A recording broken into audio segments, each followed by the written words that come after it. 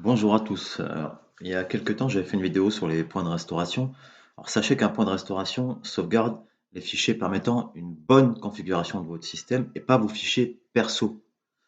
Alors, je vais vous montrer aujourd'hui comment sauvegarder vos données proprement, ce qu'on appelle un backup.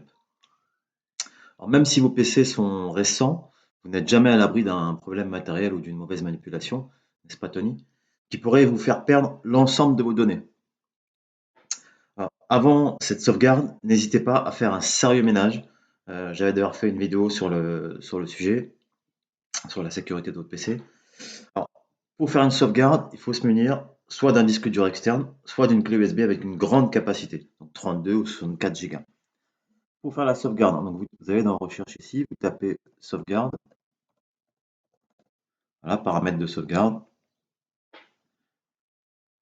Vous arrivez là-dessus. Alors moi j'ai activé l'historique des fichiers, je vais expliquer à quoi ça sert tout à l'heure. Donc vous cliquez sur accéder à l'outil de sauvegarde et restauration Windows 7, c'était le même. Configurer la sauvegarde.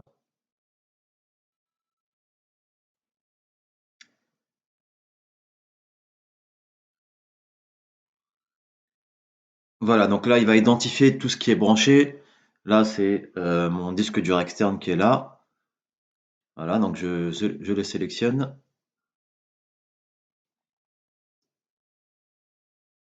Alors qu'est-ce que vous voulez sauvegarder? Soit vous choisissez ce que vous voulez sauvegarder, soit vous laissez Windows, ce qui est plutôt recommandé. Il va choisir tous vos dossiers, sur tous les utilisateurs si vous êtes plusieurs. Voilà, donc là j'effectue une sauvegarde sur mon disque dur externe. Donc c'est tous les dossiers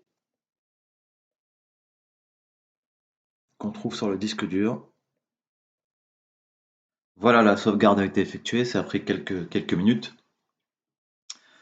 Donc après, une fois que vous avez tout sauvegardé, si à un moment donné vous perdez vos données, bah, il suffit de revenir sur le même tableau et cliquer sur restaurer les fichiers. Donc ça fera dans le sens inverse, donc ça enverra les fichiers de votre disque dur de vos disques durs externes vers votre disque dur interne. Voilà, pour pouvoir récupérer tous les fichiers.